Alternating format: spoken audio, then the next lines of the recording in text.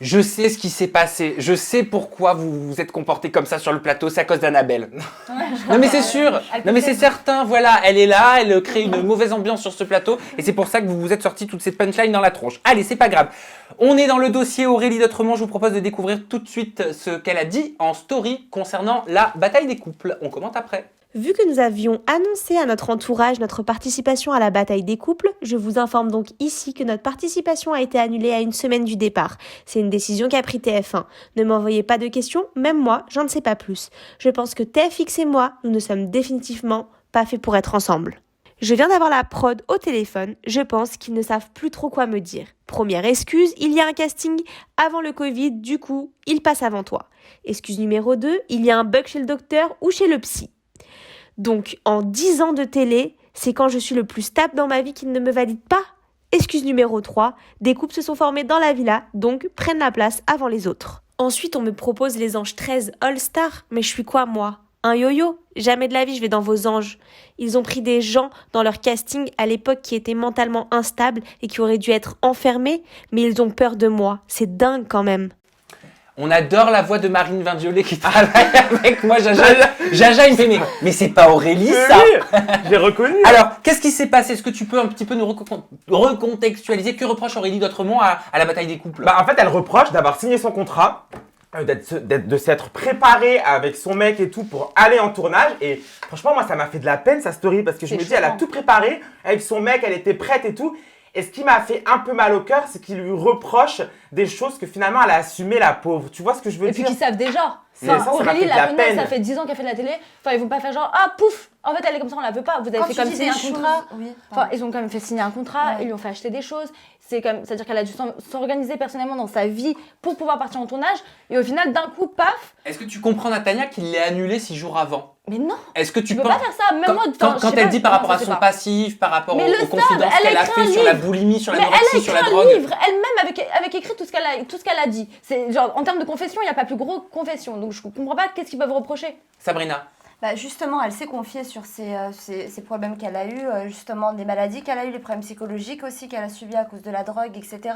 Donc, c'est vrai, pourquoi la valider? Pourquoi? C'est ça qu'elle regrette, c'est qu'elle a passé le test qui a apparemment été validé et ensuite on lui a donné plusieurs excuses. Ah, comme quoi apparemment au final c'est la psychologue qui aurait dit non. Au final, c'est la psychologue qui a dit non. Au final, il y a un autre couple qu'on a pris à la place. Au final, il y a beaucoup d'excuses. Donc, ils auraient dû être francs avec elle en fait, alors, dès le début. J'ai contacté Aurélie d'Autrement.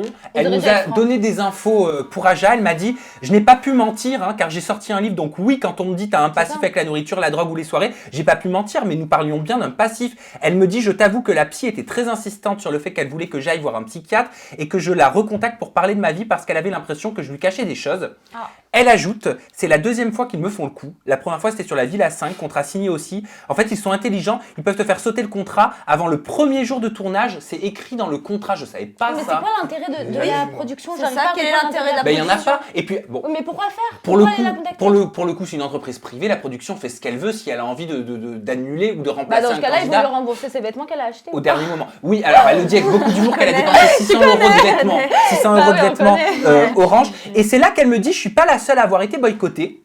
Cassandra et son mec Théo aussi. Pourquoi, attends, tu vas nous dire. Ont été boycottés. Ils ont carrément dit qu'elle n'était pas apte non plus, trop fragile. Cassandra. Pourquoi tu dis chais, Natania? Je sais parce que moi je l'aime pas. Après, trop fragile, non, je trouve pas qu'elle est trop fragile. Parce que pour moi, quand t'es amie avec quelqu'un, tu peux pas cracher. Enfin, moi, mes amis, personnellement, mes vrais amis, jamais. Oh, Jaja. Par contre, papa de ma vie, pas de méchanceté gratuite. Vas-y, Sabrina. Donne tes doigts à Sabrina. Si tu crois que des candidats de la télé qui vont refaire leur facette et qu'après vous comme ça entre vous. Nathalie, va jusqu'au bout de ta pensée. Il fait exprès pour te perturber. Oui, il fait exprès, c'est Halloween. Non, mais c'est des vrais gens que j'ai, des vrais amis, des vraies personnes, tu vois, qui sont pas là pour le buzz ou pour des. Mais est-ce que Cassandra, justement, elle a été un petit peu retirée? Alors vraiment, c'est qu'une supposition parce qu'il y a Léana sur le tournage. Il me semble justement qu'elles étaient en conflit. Pas du tout, c'est pas comme ça. Léana a eu une petite coucherie avec Théo. Mais c'est pas comme ça la vie. On a tous en tournage des gens qu'on n'aime pas. Moi, je pense pas, franchement. Et puis Léana, je pense pas qu'elle ferait ça. Parce que c'est une question qui peut être légitime. T'as raison, Sabrina. Léana est sur la bataille des couples. Non, mais on peut se poser la question. Toi qui la connais, Léana, est-ce que tu penses, et elle m'a répondu aussi, Léana et Cassandra, donc on va passer les notes audio, est-ce que tu penses que Léana serait capable de dire c'est Cassandra ou moi, sinon je fais pas la bataille? Franchement, moi je la connais très bien, vraiment très très bien, c'est vraiment mon amie proche, amie. Et c'est pour ça que je te dis, je pense pas que Léana elle fera ça, vraiment. Eh ben, c'est impossible, je suis même sûr à 100%. C'est ce qu'elle m'a répondu. Elle m'a répondu jamais de la vie, j'ai jamais fait ça, je ne suis personne pour faire ça. Voilà. J'en suis sûr. Moi, c'est clair. On commence par la note de Cassandra ou d'Aurélie d'Autremont? La note exclusive. Qu'est-ce que vous D'Aurélie voulez d'Autremont, entendre on va commencer Allez, par ça. on commence avec la note audio d'Aurélie d'Autremont. De toute manière, une fois que la psy a commencé à me parler de passif, j'avais bien compris qu'elle parlait de mon livre. Je pense qu'elle l'a lu.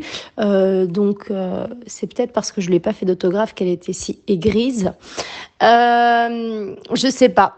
Je sais pas pourquoi j'étais recalée. Ils avaient peut-être peur que, que je sniffe le sable et qu'il n'y ait du coup plus de plage.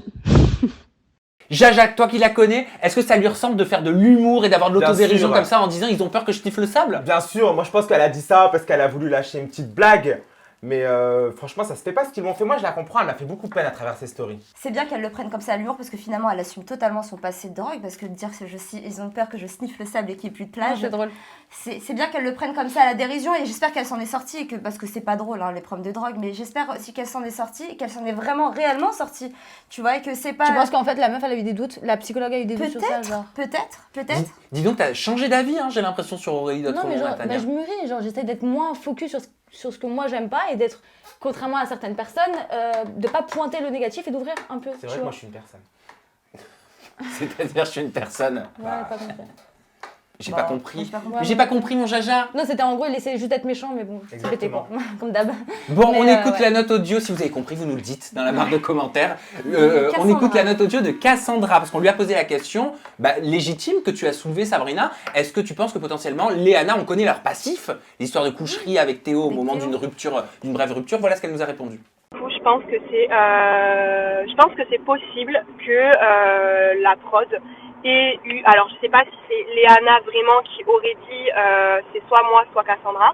Je ne sais pas du tout. Par contre, il est fort possible que la prod ait dû choisir entre Léana et moi, chose que je comprendrai parce que ça se verra du coup en diffusion de la Villa 6. Mais moi, lors de la Villa, pendant 24 heures, je n'ai pas pu supporter Léana comme elle n'a pas pu me supporter.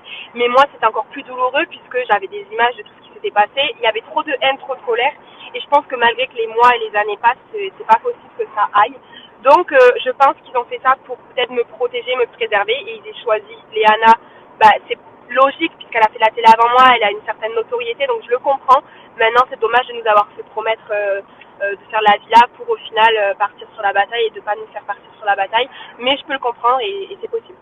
Bon, on peut comprendre, hein, quelle que soit la décision, de toute façon, la production, on rappelle que c'est une entreprise privée, ils font ce qu'ils veulent.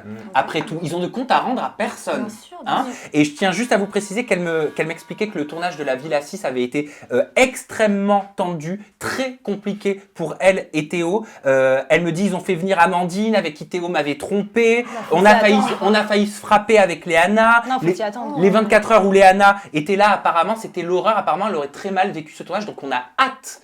Moi, j'ai hâte de découvrir les images parce qu'elle envoie du lourd aussi, Léana. Hein. Ah oui, ça c'est Oui, sûr. totalement. Mais là, j'ai vu un petit peu le casting. On dirait que c'est vraiment le groupe de potes là qui se rassemble. T'as Sarah Frézou, t'as Raphaël Pépin, t'as Léana. Donc, est-ce que la prod voulait pas justement mettre des amis ensemble pour les mettre en compétition et pour voir justement leur loyauté? Là, je trouverais ça sympa. Si c'est vraiment de la justification de la production, d'ailleurs, ils font ce qu'ils veulent, mais je pense qu'ils ont quelque chose en tête et qu'ils nous préparent quelque chose de sympa.